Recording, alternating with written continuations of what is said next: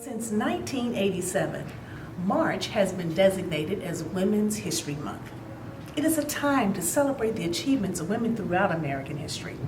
But just like the case is with Black history, the celebration of the achievements of women cannot and should not be limited to one month. We live and move and excel and shine every day of every month of every year. This program is somewhat of a continuation of the series DSU Downtown did on the Underground Railroad. This time, we are focusing specifically on some of the known and unknown female heroes of the Underground. Women who at great risk sacrificed their time, their efforts, and their resources to assist freedom seekers. If Caucasian, these women risked significant fines, separation from their families, and jail time. If they were African American, they risked all of that, plus enslavement and their very lives. So sit back, relax, and journey with us back in time to celebrate some of the women of the Underground, women of courage, women of vision, women of purpose.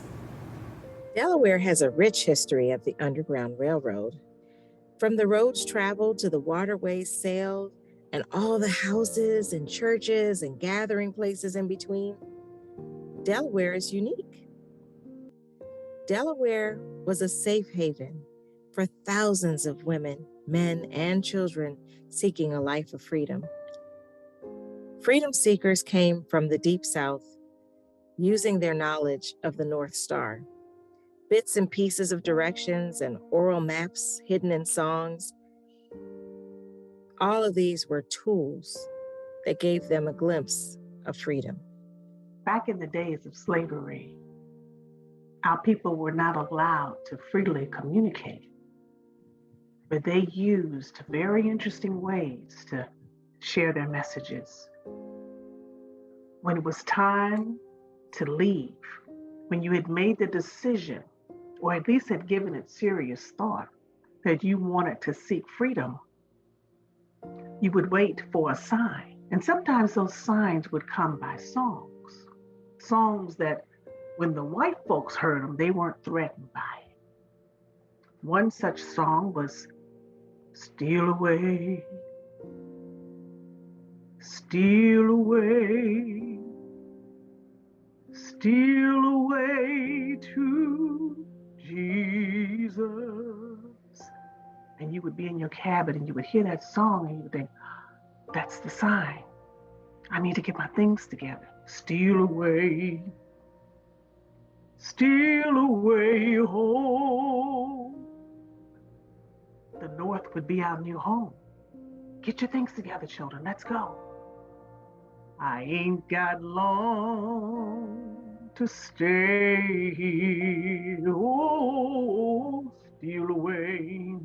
And that song would just continue as the person would walk by the cabins to let those people who were thinking about it know that it was time to go and that they wouldn't be there long, but they had to get their things together, or in fact, have their things ready to go so they could steal away home.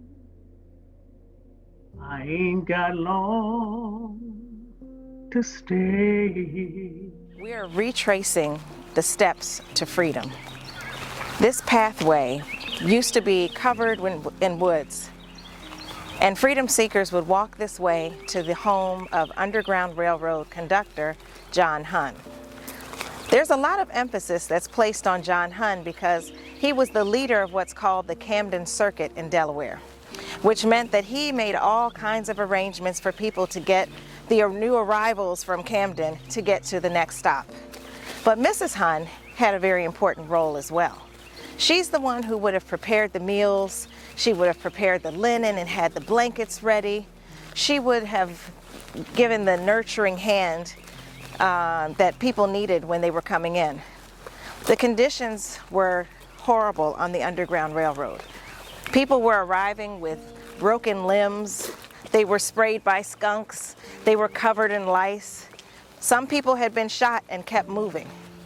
So an Underground Railroad station was much more than a safe house. It was more than a place to hide. It was a place to receive medical care and to be accepted as a human. When Mrs. Hunn served them, For most, that would have been the first time they had ever been served in their life, particularly by a Caucasian person. That simple act of serving them a meal, providing them with a blanket, sent a very powerful message of humanity to them. It said, I see you, I hear you, I feel you. On the edge of this property, the St. Jones River would come. And right at this spot, there was a free black man who was a captain of a ship. And he would come to this edge at night. Freedom seekers would come down the hill. Maybe they would have been hiding in some of these trees and some of this brush. And they would wait, because their trip to freedom was soon to arrive. I can just imagine clothes hanging from this clothesline that Mrs. Hun would have washed by hand. The journey to freedom was very dirty. People were walking through brush and leaves. They were burying themselves in mud. People were bleeding. Their limbs were getting scratched. Their clothes would have been packed heavily with soil. Freedom seekers would walk at night and then they would hide by day. So after a period of days of traveling, imagine how heavy their clothes would have been, not only with dirt and mud, but anything else that could have possibly been in the swamps or marshes that they hid in. And so she lovingly and carefully would have hand washed them and hung them out on this line here. John Hun's wife at that time would have been named Mary Swallow.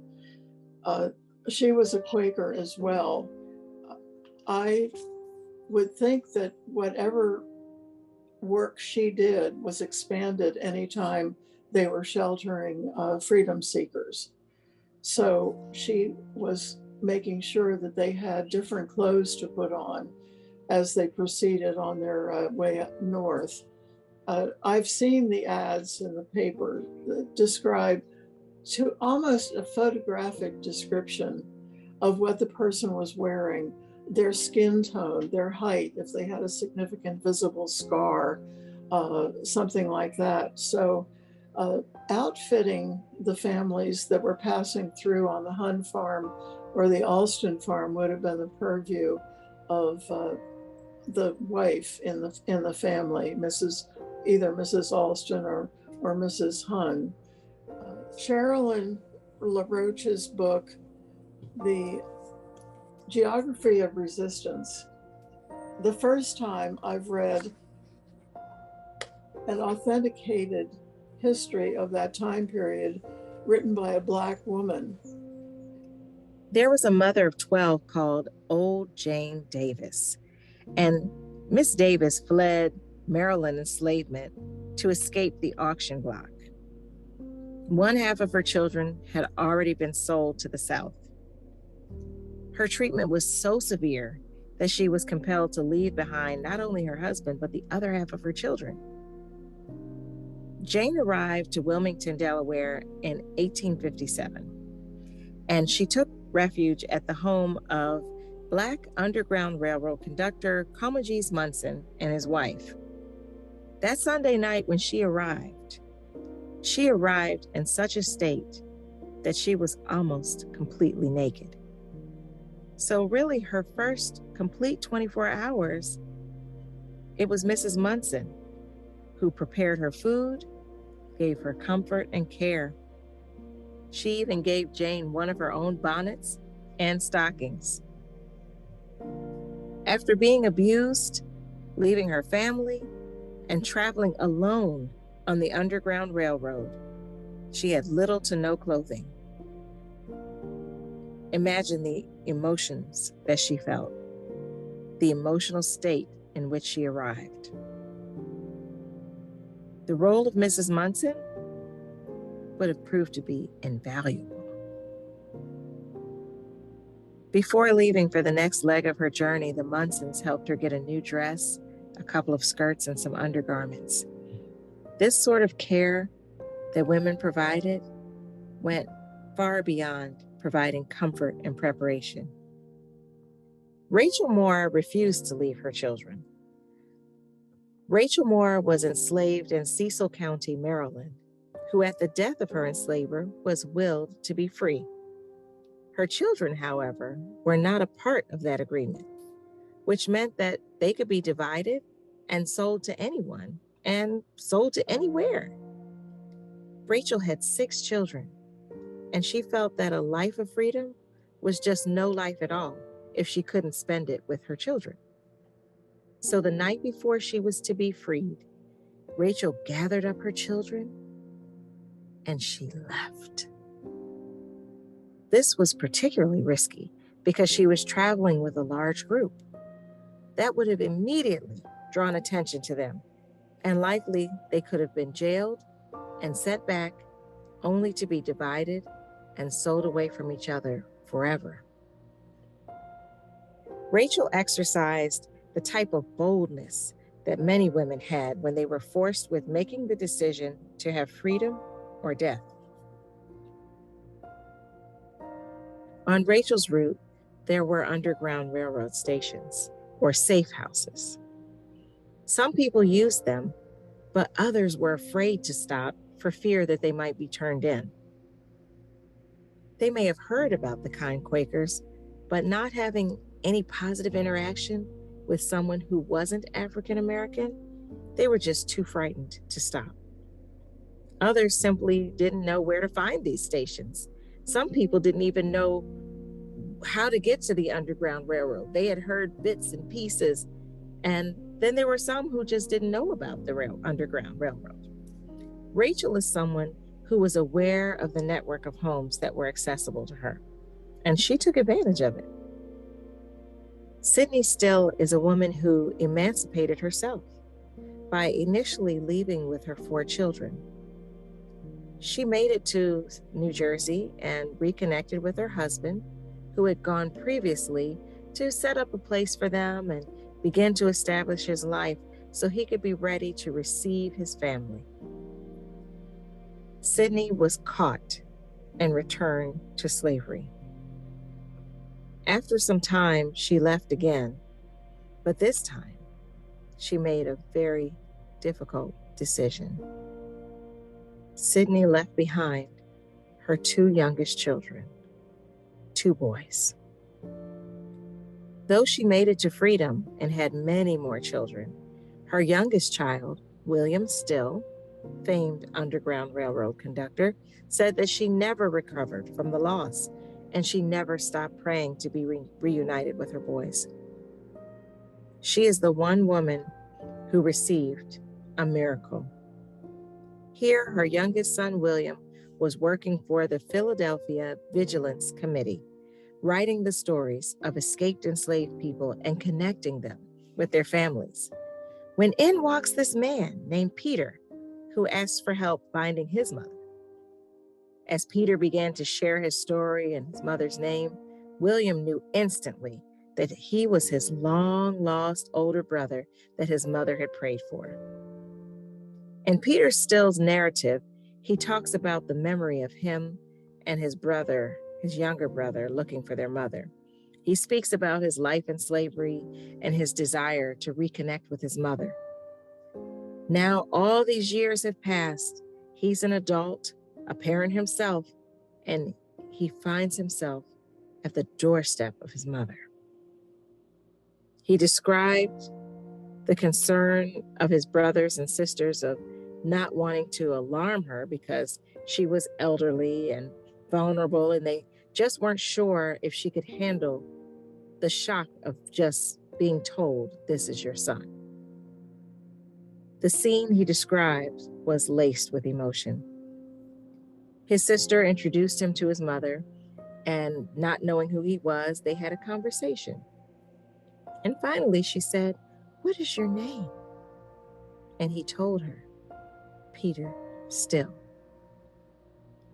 She put her hands over her head and paused. And then she asked, "Are you the son who I have prayed for all these years? And has the Lord finally brought you to me?" She walked out of the room, fell to her knees, and emotionally began to thank the Lord for the reunion. When she got off of her knees, she went back in the room and embraced her son, there she was holding the answer to her prayers. This kind of reunion was not the norm, but it is a testament of the power of faith within a woman who made a very difficult decision during an extremely dangerous time. Mary Warner, who was related to both the Corbett family and the Wilson family, she was the daughter of Daniel Corbett, who was an abolitionist, as well as the granddaughter of David Wilson Sr., whose son David Wilson Jr. was an abolitionist. And Mary Warner gave an address to the Wilmington chapter of the Colonial Dames in 1900 that tells a story of her family, of her mother in particular, a story that was told in the family and passed down, that is the story of Sam, a fugitive slave who came to the Corbett house looking to be hidden, and her mother, Mary Corbett, took him in and hid him on the third floor of the Corbett house. And it is that letter, that address that Mary Warner wrote down that made us eligible to become a Network to Freedom site.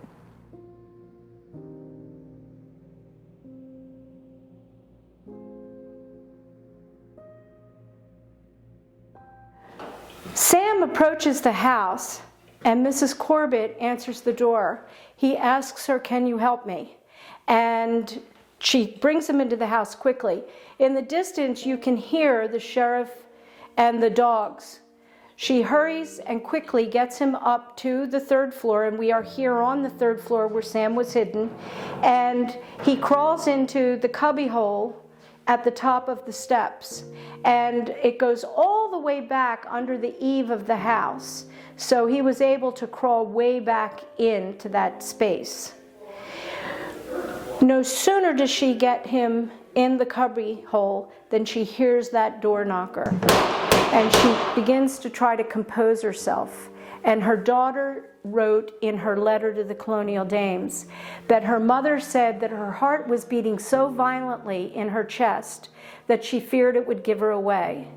But she composed herself. She went down to the front door, opened the door, and the sheriff told her that Sam was seen entering the house and that he would have to come in and search the house. And she quietly looked at him and said, "Well, you're welcome to come in and search my house, but you're not bringing those dogs in." The sheriff comes into the house. They search the full house. They even comment when they see the cubby hole that Sam would not be able to fit into that cubby hole, and they pass it by. After the sheriff leaves, Mrs. Corbett brings some food to Sam, and he spends the night in the cubby hole. And the next morning, she walks him to the road and sets him on his path to his next destination. It was a frightening experience for her. It was a frightening experience for Sam. This was so dangerous, and her husband was away from the house that day, so she handled this situation completely on her own. One of the things that impressed me about Mrs. Corbett Sharp was the fact that when Sam left her home, she didn't just provide instructions for him on which way to go. She physically walked him out to the road to ensure that he got on the right path. And that really speaks to the character of Mrs. Corbett Sharp. We did find out about Rachel Ann Mason in the, I believe it was the 1880 census, that she was born in 1833 in Maryland, and her parents were both born in Maryland. I can't say beyond a shadow of a doubt that Rachel Ann Mason was born enslaved, but given Maryland's very high number of enslaved people, she was probably born enslaved. At the end of her life, and she lived to be 68 years old, she was living in Delaware. She was a servant in the house of a wealthy Quaker named Daniel Corbett. And the Corbett family respected her to the degree that they provided a headstone and a footstone and had her buried at their expense. So we know that she was married according to the census. In 1880, there was one additional servant, an 18-year-old Black girl who could read and write. The family not only put her name and her dates on her grave marker, but they put faithful underneath her name. Now, they didn't need to do that. They could have just said, okay, this is going to be how we're going to recognize Rachel Ann Mason, her dates. And on her footstone, they put at rest.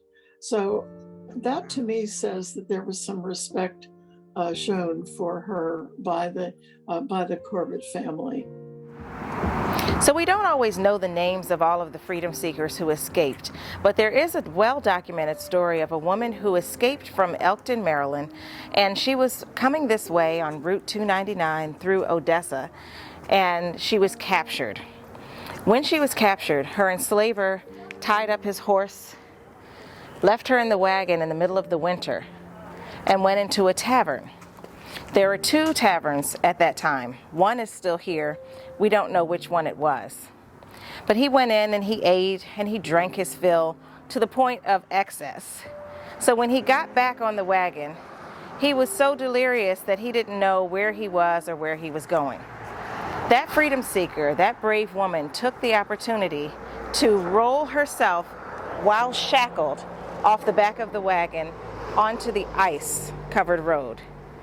And she rolled herself into the bushes, where she remained until another woman of color who was free came and assisted her and said, I can take you to someone who will have some keys to unlock the shackles. And she assisted her to safety.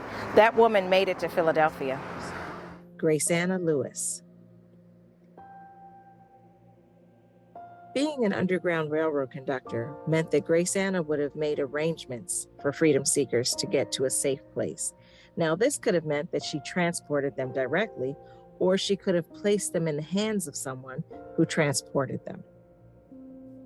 As a station master, this Quaker woman opened up her home, provided food, clean clothing, warmth, and medical care to travelers. Grace Anna and her sister were both considered to be powerhouses on the underground, selflessly assisting hundreds of people to the north. Although Pennsylvania was a free state, in 1850, the federal government enacted a law called the Fugitive Slave Act. This law allowed and emboldened enslavers, or slave traders, to capture runaway enslaved humans and return them to slavery, even if they were in a free state. Many people had been free for years. They had their own homes, they were working citizens in Pennsylvania, and then they were taken.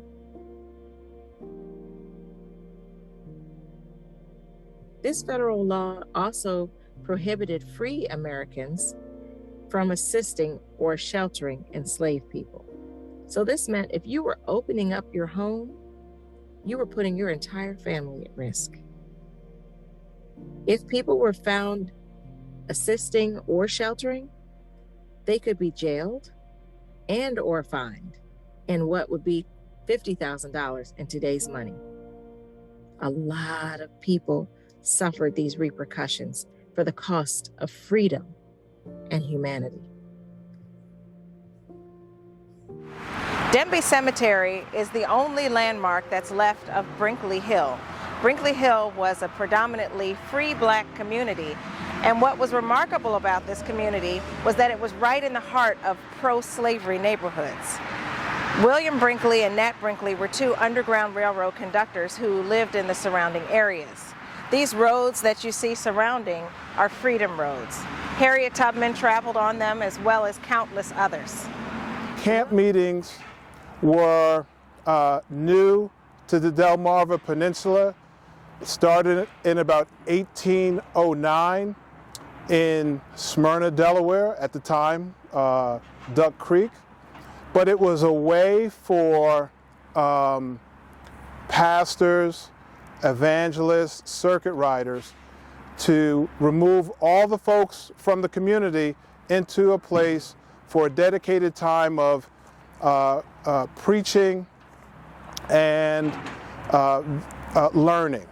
But the custom at the camp meeting was pretty much so that at the close of the camp meeting, it was the African American part that led the singing and the closing out of camp. Camp meetings provided a downtime, or provided an opportunity for African slaves, African American slave, enslaved people, the free blacks, to get together. During camp meeting time, the white masters and mistress permitted the Africans and the African enslaved people to gather. They could see friends and relations from neighboring plantations and churches, but they could also visit and worship together. It's an opportunity, it was downtime, it's an opportunity to get a pass for an enslaved person from this plantation to travel up the road to another plantation.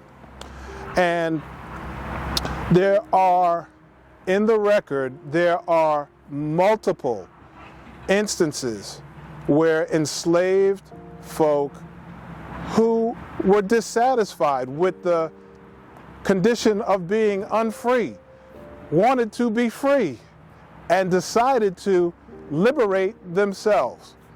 And camp meeting was the perfect cover, because the patrollers who watched for runaways knew that these folks would be traveling with a pass. As it relates to Harriet Tubman, it is said that one of her last times coming back to Maryland, she wanted to know, and it was, I can't quote the exact year, but it was around August, because that's about camp meeting time. She just wanted to wait around until camp meeting time, because she knew that would give her the best opportunity for cover, where folks would be gathered in one place, and then she could go and see if she can get her sister and the remainder of her family to freedom. This home was owned by Nicolas Lockerman and was then passed down to his son, Vincent Lockerman. When he passed away, he did something very unique. He willed freedom to two enslaved people, Nancy and Reuben. Being a DSU graduate, knowing what took place here, where people were not allowed to have the freedom to make decisions, they didn't have the freedom to have education, is extremely powerful, because this very land is cultivating all of their dreams, all of their hopes. DSU is the answer to their prayers. When Nicolas Lockerman passed away, he willed 30 acres of land to Reuben and Nancy, two people who had just gained their freedom because of his will. Within that 30 acres, there were 15 acres that were woodlands and marsh, and the other 15 acres were completely clear with a house. So what made this particularly unique was that we're talking about the mid-1700s in a population and community full of enslaved people and enslavement. And now you have not only free black people who are thriving, but they're landowners, they're homeowners, and then Nancy sells the land back to Vincent Lockerman, Nicholas's son, making her perhaps even one of the first African American women to sell real estate before the American Revolutionary War.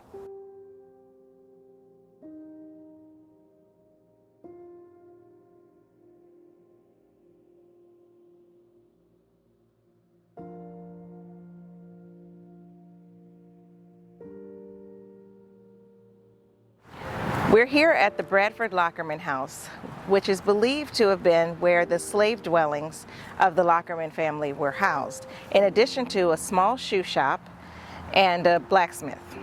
The Lockermans they had a home plantation, And they had a plantation called the Range. This was part of what was called the Range Plantation, which extended 600 acres. And so that encompassed part of downtown and extended all the way to Smyrna. It also included both sides of Route 13, which was then called Old Kings Highway. And so that included land that extended beyond Dover Downs, as well as on the other side where DSU main campus is. But it was a place where the ladies of Lockerman found the strength to nurture their children and to create meals for their families after a full day of slave labor. A 1987 archaeological dig identified over 1,000 ceramics and pieces of a hearth, which provides a little insight into their lives. There were historic graves uncovered, including 2 graves of small children. From this, we know that while women were enslaved by day, by night they were mothers. They were wives. They were members of families. Much like now, they had clothes to repair, small gardens to tend, and food to prepare. They wanted to provide the best for their families, and they had to be industrious, finding ways to create the things that they weren't given. Just using whatever resources they had, nothing went to waste. During those days, it was common for mothers and grandmothers to make dolls for young children using scraps of cloth or leftover corn husks. These are the kinds of things that the ladies of Lockerman may have done for their children. They may have also shared stories with their children and made an effort to build up their husbands, who the structure and lifestyle of slavery tried to break.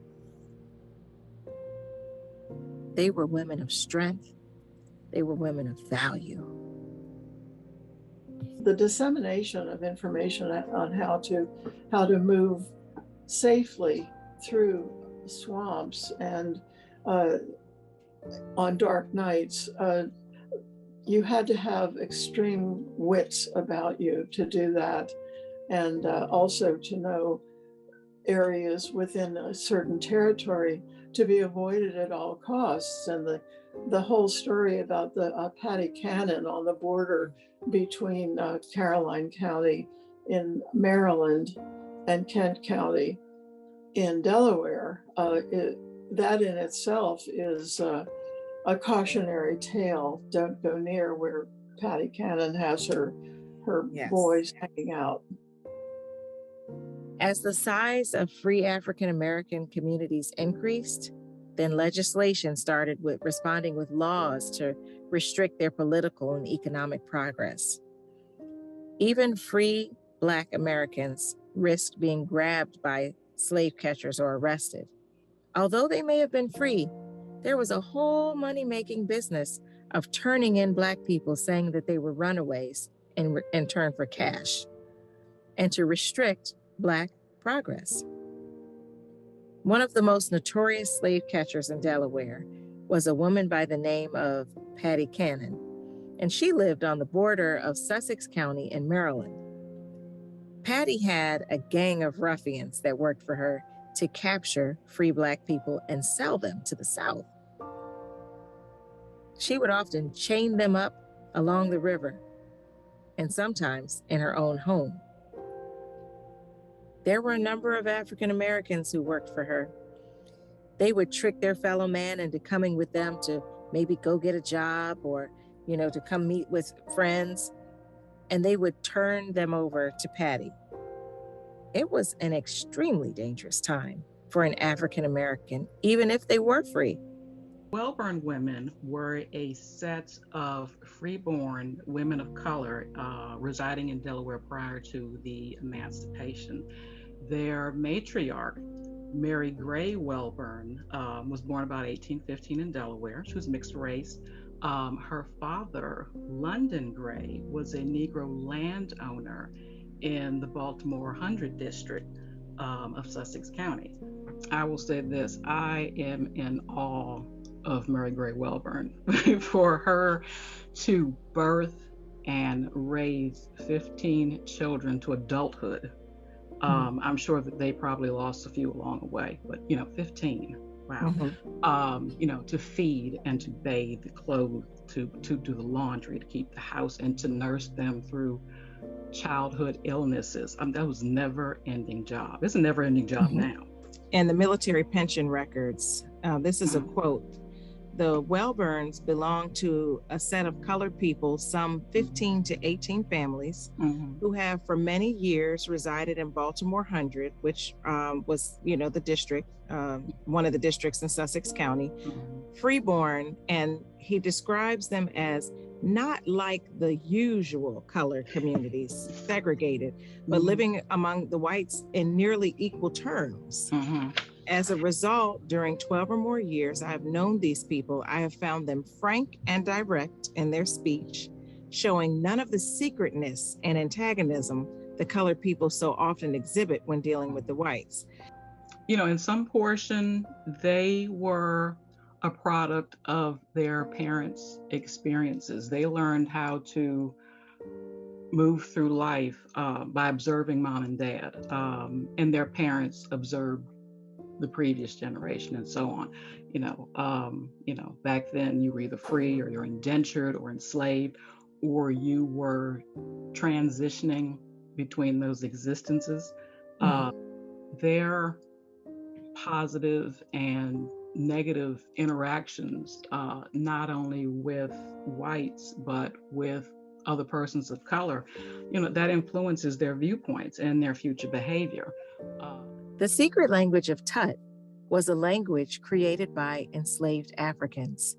It was a tool used not only to teach them how to read and write, but it was a way of passing secret messages. The women in the family would pass this down from generation to generation, and it could have been used to share secret messages, including freedom escapes. Tut was almost, at that time, was almost as natural as speaking. My mother told us that as far as she knew, it came from her grandmother, Mom Martha, who was a Native American, Indian. So, and she married a free black man who was Jim Wilkerson. The slave owners being able to understand everything that they were talking about. For instance, I'm just saying that if they were talking about running away or leaving or something, they could talk in Tut, and the slave owners wouldn't understand them. So, Walhan say Tut, Dado, Yako you, Woi Nun Tut, Tutty Law Cug, A Bubbo you Tut. A Raw E.